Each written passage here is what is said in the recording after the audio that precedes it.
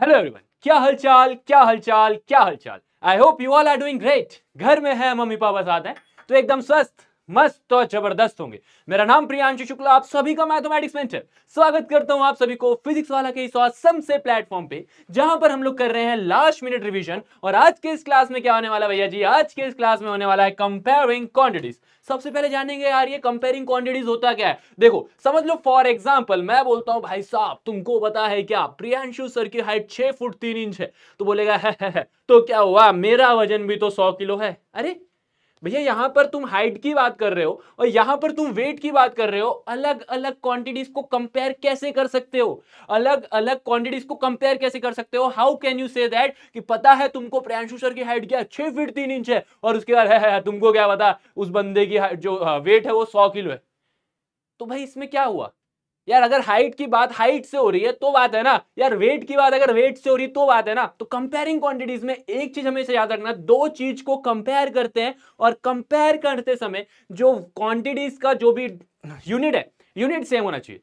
ठीक है, क्वांटिटीज का यूनिट सेम होना चाहिए भैया। ये नहीं कि यहां पर आप बात कर रहे हो कहीं हाइट की, वहां बात कर रहे हो वेट की। नहीं नहीं नहीं, सेम होना चाहिए भैया, अलग अलग नहीं होना चाहिए। आप बोलोगे ठीक है सर। उसके बाद चलते हैं, सबसे पहले क्या होगा आज की क्लास में, सबसे पहले रेशियो पढ़ते हैं। रेशियो क्या होता है, बड़े ध्यान से सुनना और समझना। Ratio is use to compare two quantities. दो क्वांटिटीज को कंपेयर करने में काम आता है। This quantity must have same unit, unit same होना चाहिए, यह नहीं कि अलग अलग यूनिट हो। और the ratio of two quantity of same kind, kind भी सेम होना चाहिए और उसके बाद उसका यूनिट भी सेम होना चाहिए। सर काइंड और यूनिट में क्या फर्क है, तो बड़े ध्यान से समझना और इस बात को समझना। फॉर एग्जांपल मैंने बोला कि मेरी हाइट क्या है 6 फुट 3 इंच। चलो यार वेट पे चलते हैं, वेट पे बात करते हैं कि 80 किलो वेट है और दूसरे का मान लो भैया 90 किलो वेट है। तो यहां पर दोनों की क्या बात कर रहे हैं बच्चा जी, यहां पर दोनों वेट की बात कर रहे हैं। तो यहां पर काइंड क्या हुआ, यहां पर काइंड क्या हुआ, काइंड क्या हुआ, काइंड दोनों सेम हुआ, दोनों वेट है। ठीक है, और यहां पर केजी भी लिखा हुआ है और यहां पर केजी लिखा हुआ है, तो काइंड के साथ साथ यूनिट भी सेम है। अगर ऐसा लिखा होता कि भैया 8000 ग्राम, फॉर एग्जांपल मैं लिख रहा हूं 8000 ग्राम और यहां पर 9 किलो, और अब बोल रहा है कि भैया इसका आप क्या निकालो, रेशियो निकालो, तो क्या ये सही होगा, क्या यहां पर रेशियो निकालना सही होगा। आप बोलोगे सर बात तो दोनों में वेट की ही कर रहे हैं, काइंड तो सेम है लेकिन यूनिट सेम नहीं है। सर जी यहां पर ग्राम है, यहां पर केजी है।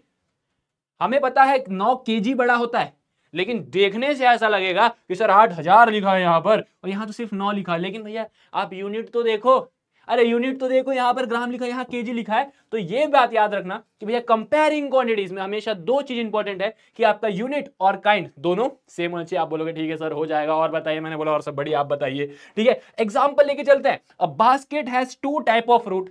एक बास्केट है जिसमें दो तरीके के फ्रूट रखे, 20 apple, an apple a day keeper doctor away, and 5 oranges. बहुत बढ़िया। आपसे क्या बोल रहे थे, ratio of number of orange, number of orange का रेशियो लिखना है to the number of Apple.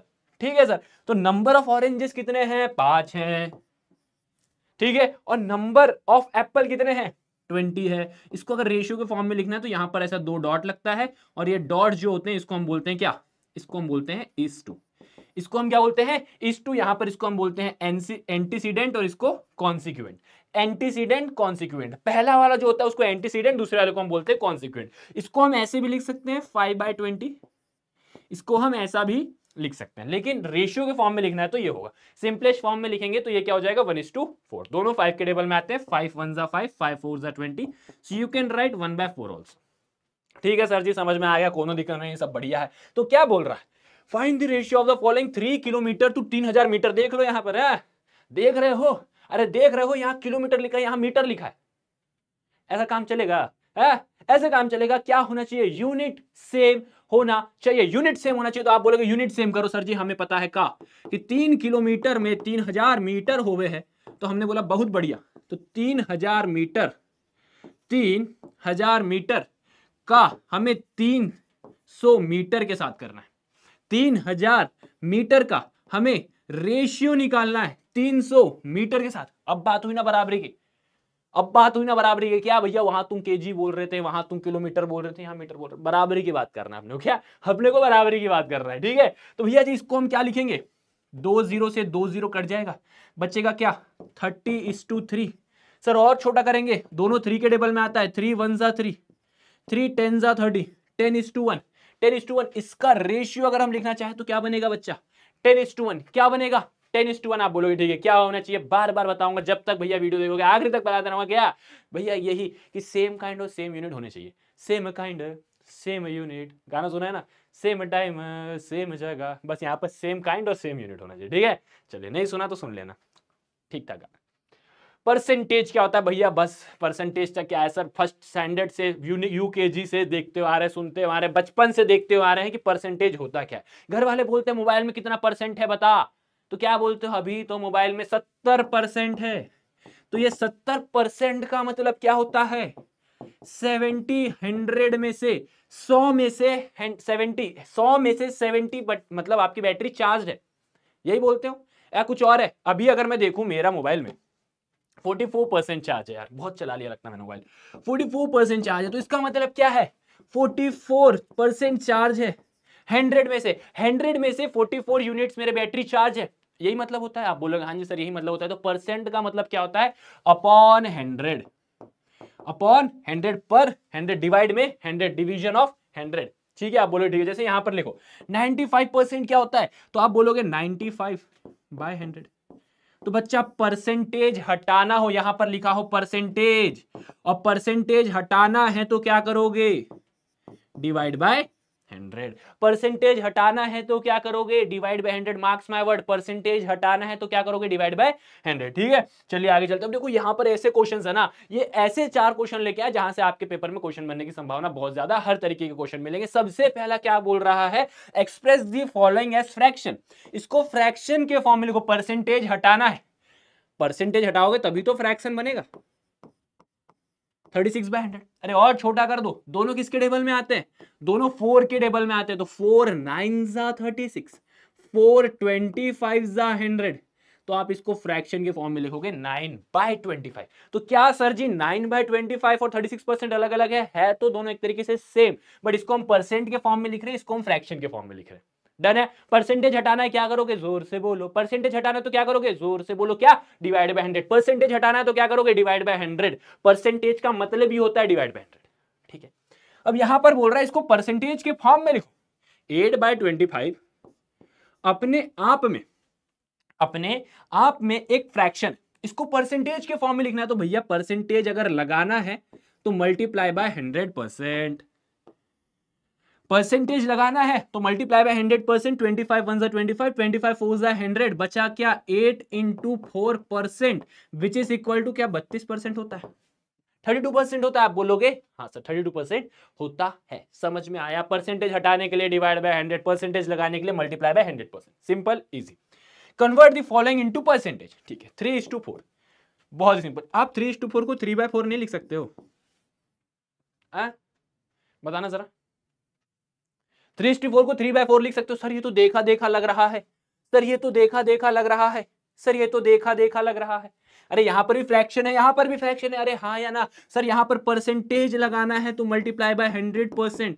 4 1 जा 4, 25 जा, बचा क्या? 3 × 25%। सॉल्व करोगे 75%। आया कि नहीं आया?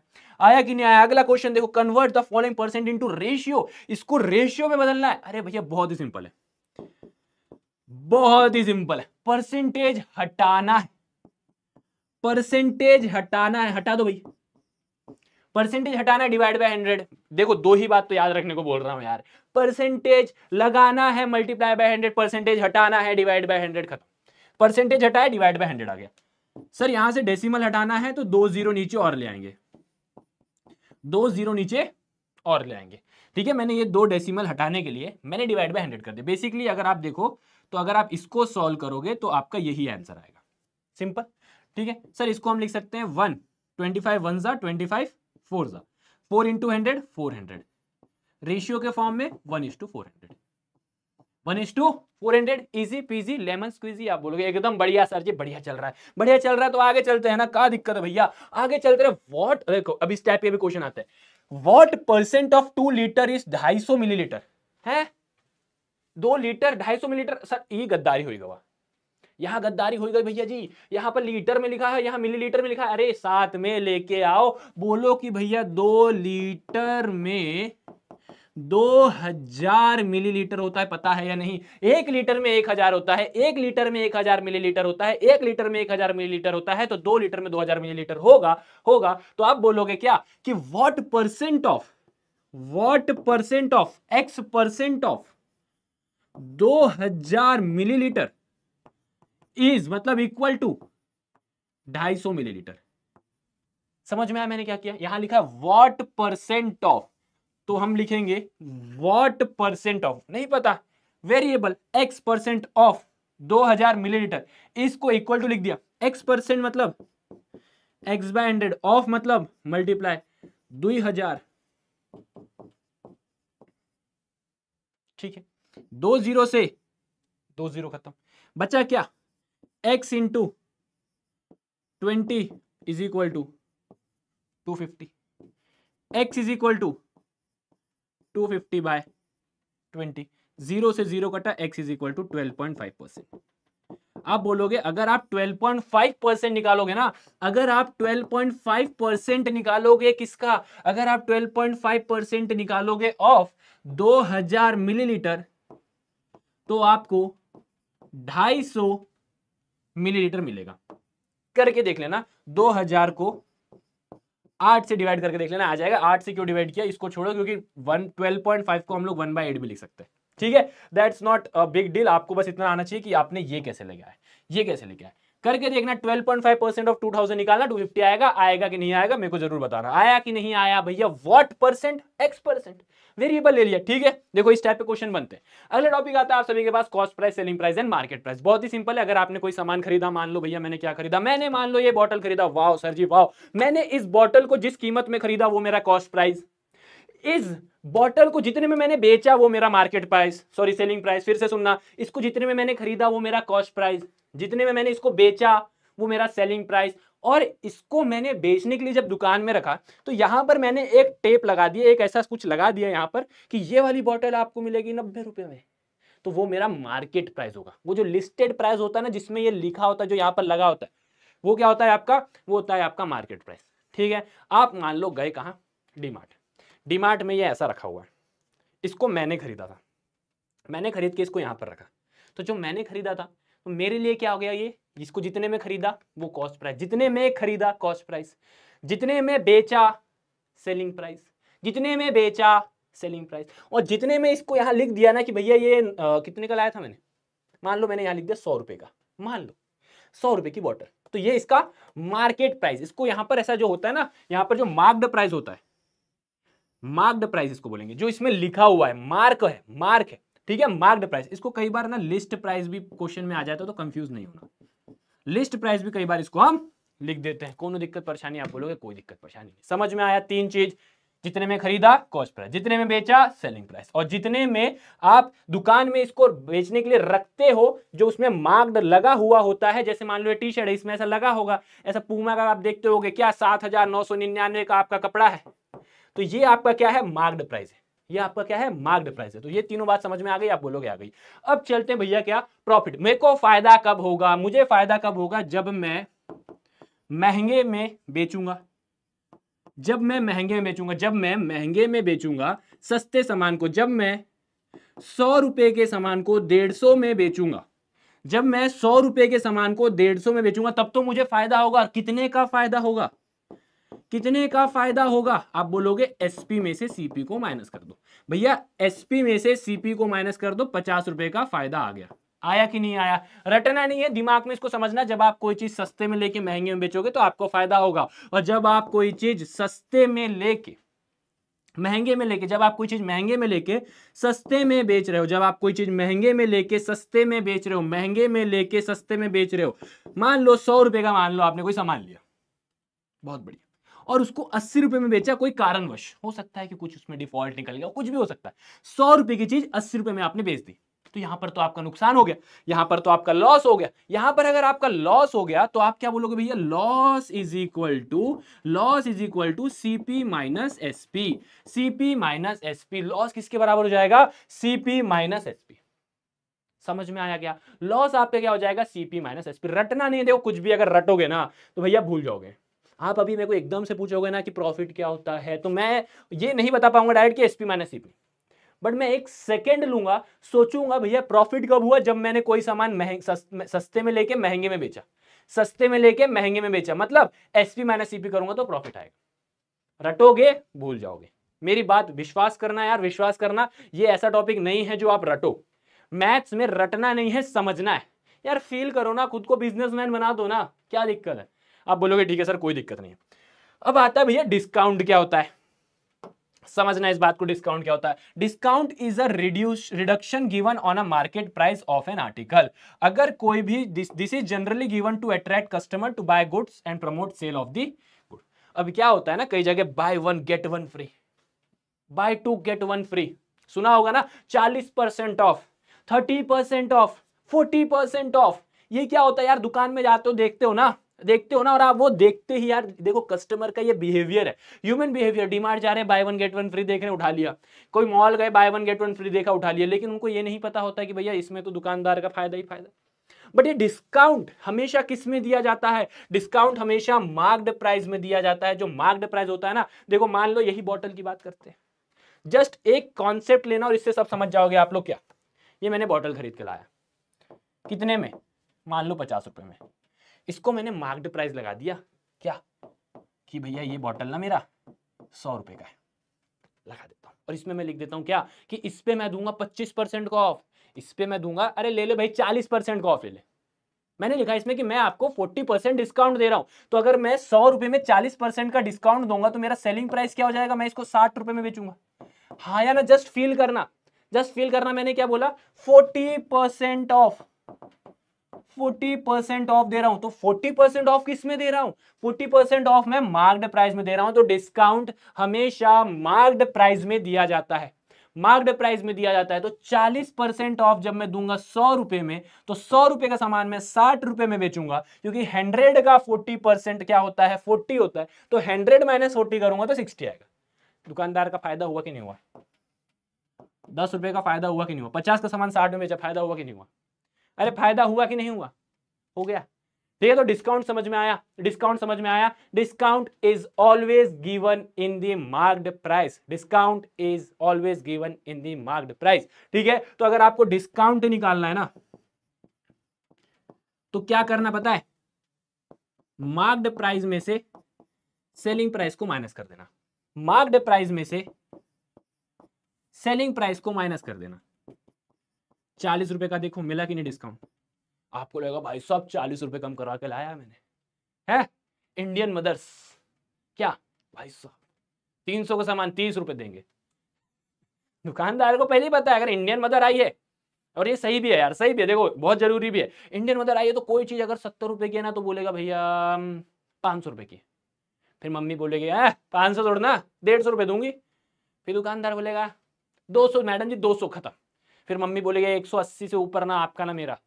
लेकिन भाई देख रहे हो 70 का सामान 180 में निकल गया। मेरा कहने का क्या मतलब है? डिस्काउंट समझाना है मुझे, डिस्काउंट समझाना है। डिस्काउंट समझ में आया कि नहीं आया? अरे डिस्काउंट समझ में आया कि नहीं? बोलो हाँ या ना। डिस्काउंट समझ में आप बोलोगे हाँ। Discount is always given in the marked price, discount is always given in the marked price. अब मैं अगर बोलूं डिस्काउंट परसेंट कैसे निकालते हैं, डिस्काउंट परसेंट कैसे निकालते हैं, तो आप बोलोगे जब भी आप डिस्काउंट दे रहे हो, क्या दे रहे हो? डिस्काउंट दे रहे हो। किस पे? डिस्काउंट किस पे देते हैं? अभी बताया मैंने, 4 बार बताया। Discount is always given in the marked price, discount is always given in the marked price, discount is always given in the marked price. तो नीचे में मार्क्ड प्राइस आएगा। अब परसेंटेज लगाना है ना, अरे परसेंटेज लगाना है ना, परसेंटेज लगाने के लिए क्या करते हो? परसेंटेज लगाने के लिए क्या करते हो? Multiply by 100%। क्लियर है?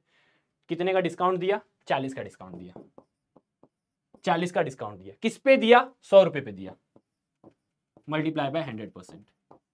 100 से 100 का सम खत्म। आप बोलोगे 40% का हमें क्या मिला है? डिस्काउंट मिला है। 40% का डिस्काउंट मिला, देख लो। अब इस पे क्वेश्चन करते हैं, समझ में आ जाएगा। द लिस्ट प्राइस है मार्क्ड प्राइस। एक फिराक जो 220 रुपया की है, उस पे दुकानदार ने बोला मैं आपको 20% का डिस्काउंट दूंगा, सेल चल रही है, ले लो। कितने का? 20% का। तो भैया 20% का जो डिस्काउंट दिया है, 20% किस पे दिया है? मार्क्ड प्राइस में ना दिया है। अरे 20% डिस्काउंट किस पे दिया? मार्क्ड प्राइस पे दिया। तो आप बोलोगे क्या? 20% ऑफ 220 आप निकालोगे तो 10 से 10, 10 से 10, बचा क्या? 44 रुपए, 44 रुपीज का डिस्काउंट मिला है।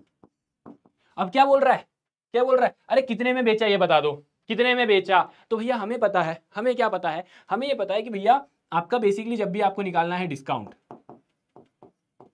तो वो किसके बराबर होगा, मार्क्ड प्राइस में से सेलिंग प्राइस हटा दो।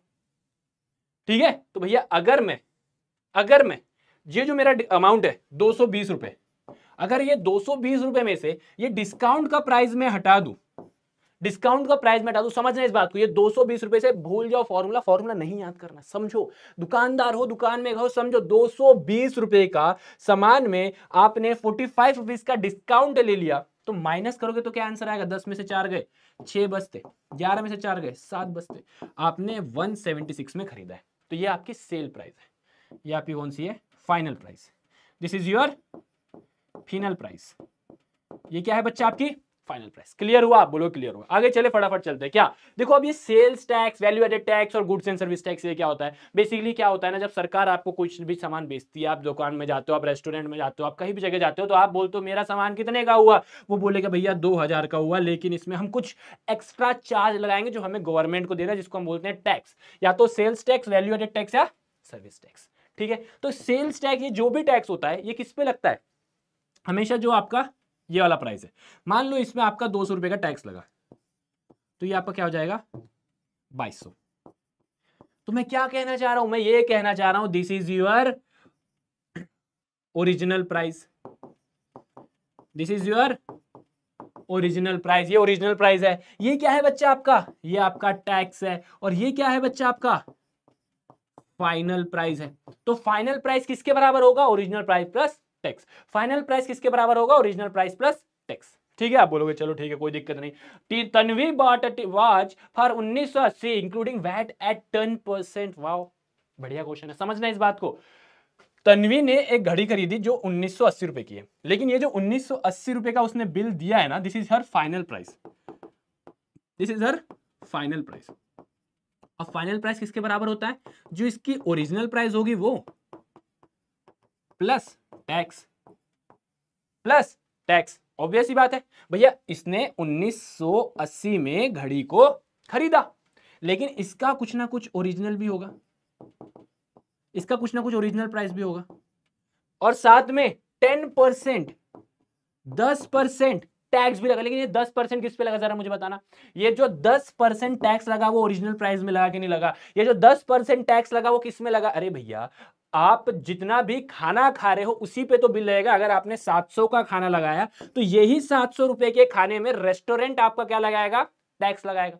रेस्टोरेंट आपका क्या लगाएगा, टैक्स लगाएगा। कभी देखना, बिल्स को देखना, बिल को देखना, टीवी आपने अगर 10,000 की ली है तो ये 10,000 रुपए में ही आपका टैक्स लगेगा, ये 10,000 रुपए में ही टैक्स लगेगा, तो ओरिजिनल प्राइस में टैक्स लगेगा। तो 10% ऑफ ओरिजिनल प्राइस ओपी। ठीक है, ये 1980 ओपी कॉमन निकाल लो, दोनों में ओपी है। सर जी यहां पर भी ओरिजिनल प्राइस है, सर जी यहां पर भी ओरिजिनल प्राइस है। अगर यहां से ओरिजिनल प्राइस मैंने कॉमन निकाला तो बचा क्या, बचा क्या, 1 बचा। यहां पर क्या बचा, 10% बचा। अरे बचा कि नहीं बचा, बचा कि नहीं बचा, परसेंट को 10/100 लिख दिया। समझना इस बात को, 10% को मैंने 10/100 लिख दिया, ओपी तो बाहर निकल गया। यहां पर भी ओपी था, यहां 10% ऑफ ओपी था। ठीक है, आप बोलोगे ठीक है सर, इसको सॉल्व करोगे तो ये हो जाएगा क्या, 1 + 1/10। सर 0 से 0 कट गया, कोई दिक्कत नहीं सर। ओरिजिनल प्राइस, सर इसको सॉल्व करोगे तो ये 11/10 आ जाएगा। सर क्यों 11/10 आ जाएगा, अरे भैया यहां पर अगर आपको बेस सेम करना है, क्योंकि डिनोमिनेटर सेम करना पड़ेगा, तो यहां पर भी 10 ऊपर लिखना पड़ेगा, क्योंकि 10/10 आपका 1 होता है। ठीक है, समझ में आया, देखो ये आपका डिनोमिनेटर सेम होना चाहिए। तो अब आप इसको 1980 लिखोगे। अब ये जो आपका ओरिजिनल प्राइस हो जाएगा, ये जो ओरिजिनल प्राइस हो जाएगा वो 1980 मल्टीप्लाई बाय 10/11 हो जाएगा। क्या बोला मैंने, ये जो 10 है यहाँ डिवाइड में, यहाँ गया मल्टीप्लाई में हो गया, 10 यहाँ मल्टीप्लाई में है, यहाँ गया डिवाइड में हो गया, और उसके बाद ये जो यहाँ मल्टीप्लाई में नीचे जाएगा तो डिवाइड में हो जाएगा। तो यही मैंने यहाँ पर लिख दिया। इसको सॉल्व करोगे 1800 रुपए। ठीक है, सॉल्व करना, 1800 रुपए आएगा। तो ये जो आपकी घड़ी की ओरिजिनल प्राइस है वो 1800 रुपए। घड़ी की ओरिजिनल प्राइस कितने है भैया, आपकी 1800 रुपए हो जाएगी। ठीक है, आप बोलोगे ठीक है सर। अगला चलते हैं, देखो इसी पे बहुत सारे क्वेश्चन है। जीएसटी नाम बदल लगा देगा, कई जगह जीएसटी लगा देगा, कहीं पे भी कुछ लगा देगा, लेकिन हर बार आना यही है, क्या क्या भैया, क्या कि फाइनल प्राइस हमेशा ओरिजिनल प्राइस प्लस टैक्स होता है। फाइनल प्राइस हमेशा ओरिजिनल प्राइस प्लस टैक्स होता है। ठीक है, फिर अभी कंपाउंड इंटरेस्ट क्या होता है समझना इस बात को। देखो सिंपल इंटरेस्ट आपने 7th स्टैंडर्ड में पढ़ के आया। मान लो एक बार में अपन सारी चीज समझेंगे। 100 रुपए आपके पास, मान लो आपने बहुत पैसा कमाया, 100 रुपए, 100 रुपए बैंक में जमा करने का, तो जो ओरिजिनल प्राइस होता है उसको हमेशा क्या बोलते हैं, प्रिंसिपल बोलते हैं। ठीक है, बैंक वाले के पास गए, बैंक वाले ने बोला हम आपको 10% पर एनम, हर साल 10% पर एनम के हिसाब से पैसा देंगे, ये आपका रेट हो गया हर साल। ठीक है, तो 100 रुपए का 10% कितना होता है, 110 रुपए।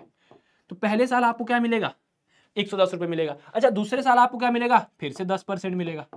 किसका, इसका 10%, तो और 10 रुपए मिलेगा, तो हो जाएगा 120 रुपए। अरे 10% ऑफ प्रिंसिपल क्या होता है, 10% ऑफ 100 क्या होता है, 10 ही होता है ना। अरे 10% ऑफ 100 क्या होता है, 10% हटा के परसेंट, 10% ऑफ 100 10 ही होता है। तो हर बार आपके 10-10 रुपए बढ़ते जाएंगे, हर साल आपके 10 रुपए बढ़ते जाएंगे, हर साल आपके 10 रुपए बढ़ते जाएंगे। ये आपका क्या है, this is your simple interest. जब भी आप पैसा प्रिंसिपल अमाउंट में ही ऐड करते हो, जब भी आप पैसा प्रिंसिपल अमाउंट में ही ऐड करते हो, तो उसे हम क्या बोलेंगे, सिंपल इंटरेस्ट। लेकिन अब कंपाउंड इंटरेस्ट को समझो। पहले साल मान लो 10% आपको लगेगा, तो आपको 110 रुपए ही मिलेगा। लेकिन कंपाउंड इंटरेस्ट क्या बोलता पता है, अगली बार हम 10% इस पे नहीं लेंगे, अगली बार हम 10% इस पे लेंगे, अगली बार हम 10% इस पे लेंगे। तो इसका 10% निकालोगे, 110 का 10% निकालोगे तो 11 रुपए आएगा। तो अब कितना पैसा हो गया, 121 हो गया। अब अगली बार जो इंटरेस्ट लगेगा ना, अगली बार जब आपको ब्याज लगेगा 10% का, वो इस पे लगेगा, अब इस पे लगेगा, तो ये हो जाएगा 133.1। ठीक है, आप बोलोगे ठीक है सर 12.1 बिल्कुल सही है। तो ये मैंने कैसे किया, मैंने 121 का 10% निकाला तो 12.1 आ जाएगा। ठीक है, आप बस इस बात को समझो, क्या जब आप हर बार प्रिंसिपल अमाउंट में ही इंटरेस्ट लगाते हो, जब आप हर बार प्रिंसिपल अमाउंट में ही इंटरेस्ट लगाते हो, तो उसे हम सिंपल इंटरेस्ट बोलते हैं। जब आप पैसा या फिर जब आप इंटरेस्ट हर बार प्रिंसिपल अमाउंट में ही लगाते हो, तो उसे हम क्या बोलते हैं, सिंपल इंटरेस्ट। और जब आप इंटरेस्ट किस पे लगाते हो, पिछले साल वाले पे, जब आप इंटरेस्ट लगाते हो किस पे, पिछले साल वाले पे, जब आप इंटरेस्ट लगाते हो किस पे, पिछले साल वाले पे, तो इसको हम बोलते हैं कंपाउंड इंटरेस्ट। फर्क समझ में आया भैया। कंपाउंड इंटरेस्ट क्या होता है, इंटरेस्ट पे भी इंटरेस्ट लेता है भैया जी, वो इंटरेस्ट पे भी इंटरेस्ट लेता है। तुमने 10 रुपए कमाए ना, इस पे भी इंटरेस्ट दो। तुमने 11.5 रुपए कमाए ना, इस पे भी इंटरेस्ट दो। तुमने 12.1 रुपीज कमाया ना, उस पे भी इंटरेस्ट दो। तो इंटरेस्ट पे भी इंटरेस्ट, कंपाउंड इंटरेस्ट। ठीक है, अब देखो इसका फॉर्मूला क्या होता है, ये है, ये फॉर्मूला याद कर लो, एक ही तो फॉर्मूला, ये फॉर्मूला याद करना है क्या, कि भैया अमाउंट, अब अमाउंट मतलब फाइनल पैसा। भैया कहां गए, 100 रुपए पे 110 रुपए मिल रहे हैं, तो ये आपका अमाउंट हो जाएगा, ये आपका अमाउंट हो जाएगा, और 10 रुपए आपका इंटरेस्ट हो जाएगा, 10 रुपए आपका इंटरेस्ट हो जाएगा। ठीक है, formula A = P 1 + R / 100 N। ठीक है, चलिए find the compound interest on 25,000 for 3 साल, 3 साल के लिए। देखो अब हर एक चीज आपके सामने है, ये आपका प्रिंसिपल, ये आपका टाइम, ये आपका रेट, आपको कंपाउंड आपको निकालना है क्या, कंपाउंड इंटरेस्ट। तो भैया आपको कंपाउंड इंटरेस्ट निकालना है, तो हमारे पास फॉर्मूला है A = P। देखो यहां पर लिखा है A = P 1 + R क्या है, R कहां है भैया, 10/100 का क्यूब। ठीक है, ऊपर क्या आता है भैया, N आता है, N मतलब यहां पर टाइम होता है, इसको हम T भी लिख सकते हैं, इसको हम T भी लिख सकते हैं। ठीक है, कोनो दिक्कत, इसको हम T भी लिख सकते हैं। चलिए अब आगे इसको बस ये फॉर्मूला याद रखना भैया, ये फॉर्मूला याद रख लेना, आपका काम हो जाएगा। Amount = principal 1 + R/100 T। ठीक है, अब ये आपका निकल गया, प्रिंसिपल कितना था, 25,000, 1 + 1/10, 1 + 1/10 का क्यूब, 25,000 11/10 का क्यूब।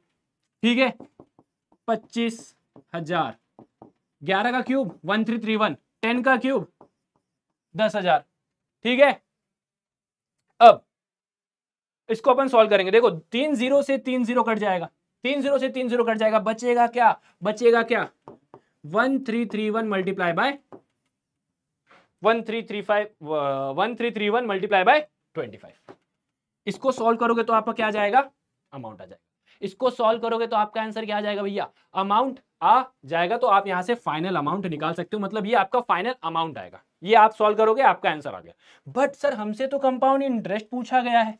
हमसे क्या पूछा गया है, हमसे पूछा गया है कि कंपाउंड इंटरेस्ट कितना है। तो बच्चा जी जो आपका कंपाउंड इंटरेस्ट है, जो भी आपका अमाउंट होगा उसमें से आप प्रिंसिपल को माइनस कर दो।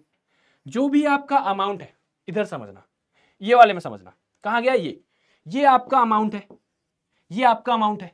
इसमें से आप प्रिंसिपल को माइनस कर दो, इसमें से आप प्रिंसिपल को माइनस कर दो, तो आपका 10 रुपए क्या आएगा, 10 रुपए आपका इंटरेस्ट आएगा। 10 रुपए आपका क्या आएगा, इंटरेस्ट आएगा। तो आप क्या बोलोगे, भैया जी ये मेरा इंटरेस्ट आ गया, ये मेरा इंटरेस्ट आ गया।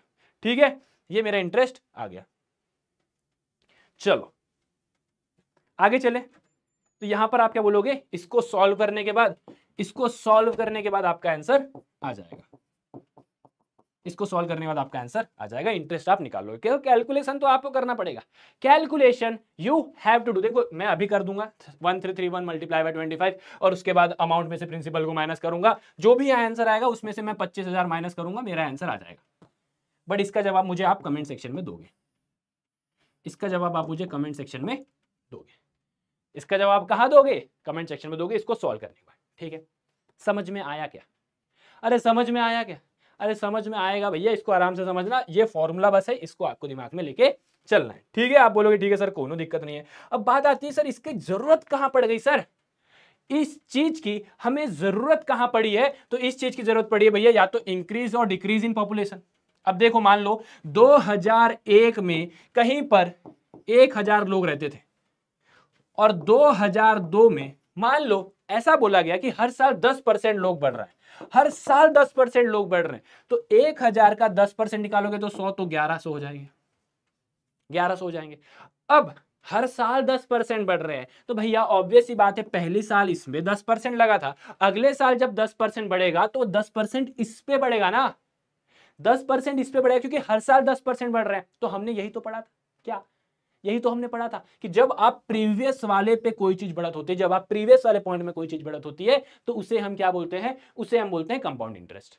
ठीक है, अब जैसे the growth of bacteria when the rate of growth is given. मान लो भैया पहली बार में बैक्टीरिया 1000 है, दूसरी बार में 1100 हो गया, तो तीसरी बार में जो बैक्टीरिया बढ़ेगा वो 1100 पे बढ़ेगा। मतलब बेसिकली ये 3 जगह ऐसी है जब आप ग्रोथ ऑफ बैक्टीरिया, इंक्रीज और डिक्रीज इन पॉपुलेशन, या फिर depreciation in the value of machine और एक्सेट्रा। मान लो भैया कहीं पर आपने गाड़ी खरीदी, मैंने बुलेट खरीदी 2,70,000 की, और मैंने बोला हर साल 10% मेरा पैसा इसमें कम हो रहा है, तो भैया इसका 10% निकालूंगा तो मेरी कुछ वैल्यू आएगी गाड़ी की। अब अगले साल जो 10% कम होगा वो इस पे कम होगा, अब अगले साल जो 10% कम होगा वो इस पे कम होगा, और मेरी वैल्यू कम होती जाएगी। तो वैल्यू कम किस पे हो रही है, प्रीवियस वालों पे, प्रीवियस वाले पे। तो हमेशा याद रखना कंपाउंड इंटरेस्ट में ये बस एक ही बार काम आता है, उसके बाद प्रीवियस वाला काम में आता है। देखो इसी के ऊपर कुछ क्वेश्चन है, हम इसको सॉल्व करेंगे और आपको बताएंगे। क्या बोल रहा था, पॉपुलेशन ऑफ सिटी 20,000 थी 1997 में, और it is increase at the rate of 5% per annum. 5% हर साल 5% बढ़ रही थी, क्या बात है। Find the population at the end of the 2000। अरे भैया 1997 में 20,000 थी, ठीक है, और 1997 आपसे बोला है कि 2000 में कितनी होगी ये बताओ।